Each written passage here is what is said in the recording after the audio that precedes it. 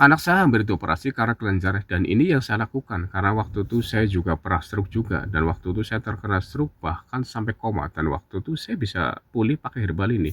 Nah, kebetulan waktu anak saya terkena kelenjar, akhirnya saya juga pakai herbal ini dan alhamdulillah anak saya waktu itu setelah minum 1 bulan ini kelenjar semakin mengempes, mengecil itu. Dan akhirnya setelah 2 bulan alhamdulillah sudah kempes lagi bahkan sampai sekarang sih sudah nggak tumbuh lagi.